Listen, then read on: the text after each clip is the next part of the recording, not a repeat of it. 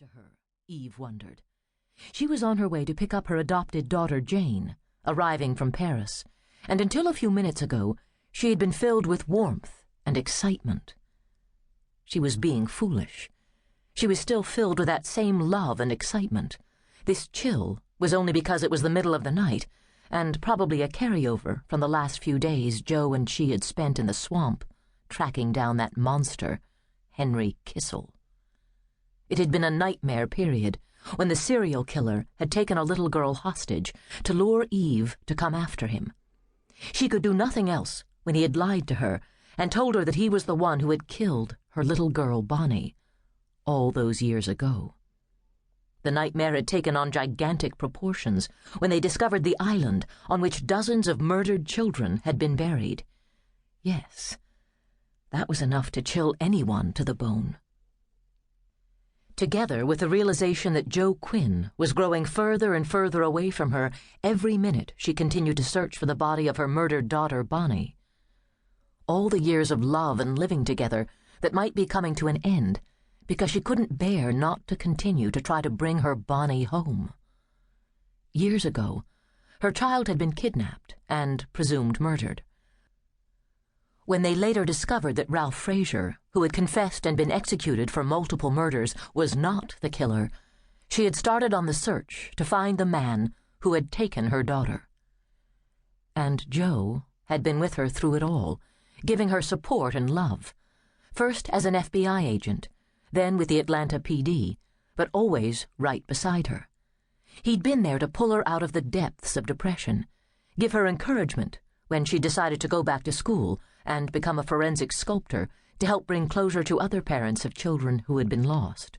He had been her lover, her friend, her protector.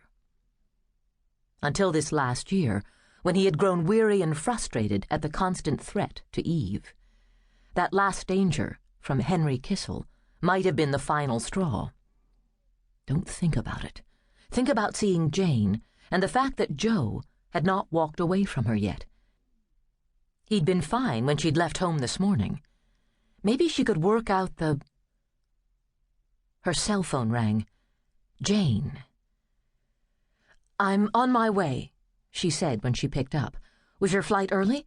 I thought I had another 30 minutes. "You probably have a hell of a lot more time than that," Jane said. "I'm in Charlotte, North Carolina. My plane had a mechanical problem and landed here. They're trying to put us on another flight. It looks like a 2 or 3 hour delay." "Damn. Well, I'll come out and wait anyway." "You will not. Go back home. I'll call you when I'm ready to board the flight." Eve thought about it. "You're probably right. I should be able to get back in plenty of time to meet you at baggage claim."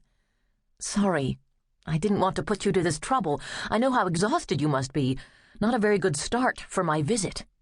"Any way I can get you is a good start."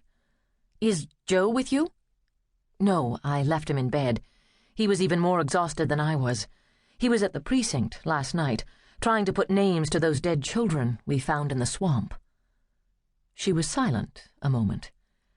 "But your Bonnie wasn't one of them?" "No." She couldn't speak for a moment, as she remembered the agony of that realization. "Lord, I was praying that I'd find her, Jane." "I know. That's why I hopped on that plane to come home. I know you have Joe, but I want to be there for you." "Yes, I have Joe." She had to get off the phone until she could regain full control. Jane could always read her. "And I'm going to be happy as a clam to have you home. Call me." She hung up. She hoped she had Joe. Dear God, life without Joe would be empty and without texture or substance, as cold as that moon shining above her. Coldness again. She couldn't shake it off. She got off the exit and turned around. She would go home to the lake cottage and Joe. She would hold him and let his strength pour into her. Then maybe, after a little while, the chill would go away. The lights were on in the kitchen, Eve noticed, as she drove up to the cottage. Joe must not have been able to go back to sleep after she'd left.